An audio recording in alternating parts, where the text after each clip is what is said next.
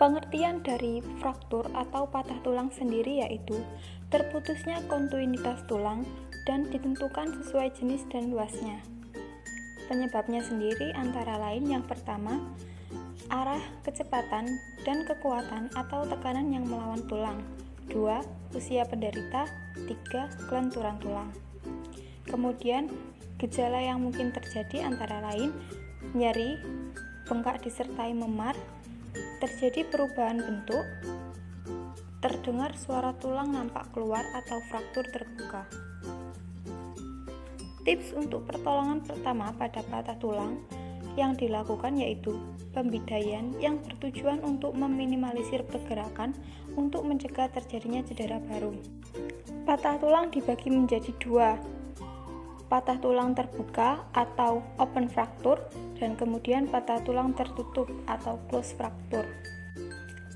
Cara menghentikan perdarahan pada patah tulang bisa dilihat seperti pada gambar. Hal-hal yang harus kita lakukan ketika terjadi patah tulang.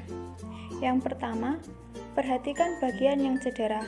Dalam situasi darurat, tanpa ada praktisi medis terlatih, Anda harus dapat memperkirakan tingkat keparahan cedera dengan cepat. Trauma akibat jatuh atau kecelakaan yang disertai dengan nyeri hebat bukan berarti patah tulang, namun biasanya merupakan indikator yang cukup bagus. Fraktur yang terjadi pada kepala, tulang belakang, atau pelvis sulit diketahui tanpa pemeriksaan sinar X. Namun, jika mencurigai patah tulang pada salah satu area ini, Anda tidak boleh mencoba menggerakkan orang tersebut. Tulang pada lengan, kaki, jari tangan, dan jari kaki akan tampak membengkok, berubah bentuk atau keluar dari posisinya jika patah. Tulang patah yang parah dapat menembus ke permukaan kulit atau fraktur terbuka dan disertai dengan perdarahan berat. Kemudian, hubungi unit gawat darurat jika cedera cukup berat. Jika Anda sudah memastikan bahwa cedera tersebut serius dan mencurigai kemungkinan patah tulang, hubungi nomor 118 untuk memanggil ambulans dan meminta pertolongan medis untuk datang secepat mungkin. Kemudian, memberikan pertolongan dan perawatan dasar pertama memang dapat membantu. Namun, hal tersebut bukanlah pengganti untuk bantuan medis terlatih. Jika Anda berada dekat dari rumah sakit atau klinik gawat darurat dan cukup yakin cedera tersebut tidak mengancam nyawa dan hanya terjadi pada salah satu anggota badan, pertimbangkan untuk mengantar orang yang cedera ke sana. Kemudian, berikan bantuan nafas buatan jika perlu. Jika orang yang cedera tidak bernafas dan Anda tidak bisa merasakan denyut nadi di pergelangan tangan atau lehernya, mulailah memberikan nafas buatan. Jika Anda tahu caranya, sebelum ambulans datang. Bantuan CPR atau Cardiopulmonary Resuscitation meliputi membuka jalan nafas, meniupkan udara ke mulut atau paru-paru, dan berusaha membuat jantung kembali berdenyut dengan menekan dadanya secara berirama. Kemudian, hentikan perdarahan yang terjadi. Jika cedera menimbulkan perdarahan secara signifikan atau lebih dari beberapa tetes darah, Anda harus berusaha menghentikannya, terlepas apakah ada fraktur ataupun tidak. Perdarahan signifikan dari pembuluh arteri utama dapat menyebabkan kematian dalam waktu beberapa menit.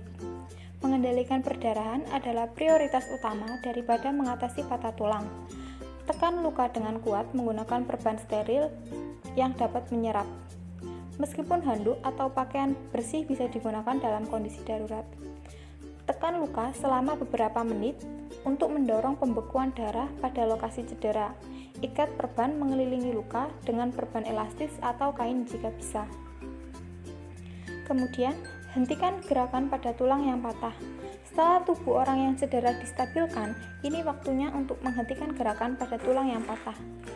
Jika Anda mengantisipasi untuk menunggu personel medis dari unit gawat darurat sekitar 1 jam atau lebih, menghentikan gerakan pada tulang yang patah dapat mengurangi nyeri dan melindunginya agar tidak timbul cedera yang lebih berat akibat gerakan tiba-tiba. Jika Anda belum pernah mendapatkan pelatihan yang tepat, jangan coba-coba meluruskan kembali tulang yang patah. Mencoba untuk meluruskan tulang yang patah dengan cara yang salah dapat menimbulkan kerusakan pada pembuluh darah dan saraf, sehingga menimbulkan perdarahan dan kemungkinan kelumpuhan. Perhatikan, bidai hanya dapat digunakan pada tulang anggota badan, bukan tulang pada pelvis atau batang tubuh. Selanjutnya, berikan kompres es pada lokasi cedera.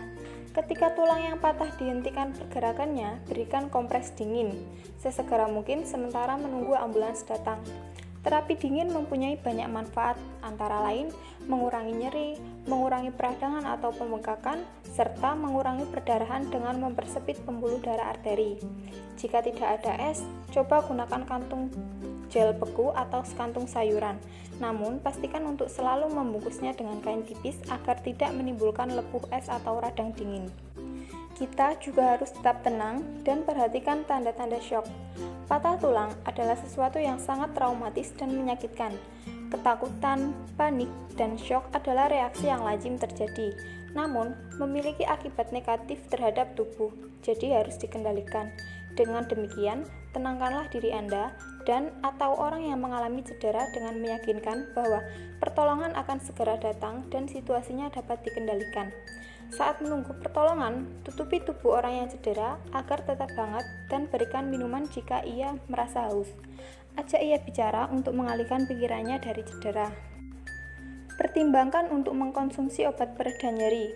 Jika waktu yang dibutuhkan untuk menunggu personel medis darurat lebih dari 1 jam, pertimbangkan untuk mengkonsumsi atau memberikan obat-obatan jika tersedia, untuk mengendalikan nyeri dan membuat waktu menunggu bisa lebih diterima. Acetaminophen atau Tylenol adalah obat pereda nyeri yang paling tepat untuk patah tulang dan cedera dalam lainnya, karena tidak mengencerkan darah dan menyebabkan perdarahan semakin berat. Kemudian, periksa anggota tubuh secara berkala untuk mencari tanda-tanda apakah bidai terlalu kencang dipasang dan menghambat sirkulasi darah. Kendurkan bidai jika menyebabkan kulit memucat, bengkak, atau mati rasa. Jika darah dari bagian yang cedera merembes keluar perban steril, jangan lepaskan. Cukup tambahkan kain kasa atau perban lagi di atasnya. Mintalah agar cedera ditangani oleh dokter atau praktisi medis terpercaya sesegera mungkin. Jangan gerakkan korban yang mengalami cedera punggung, leher, atau kepala, kecuali benar-benar diperlukan. Jika Anda mencurigai adanya cedera punggung atau leher dan harus memindahkan korban, usahakan agar punggung, kepala, dan lehernya tersangga dengan baik dan lurus. Jangan sampai terpelintir atau tidak lurus.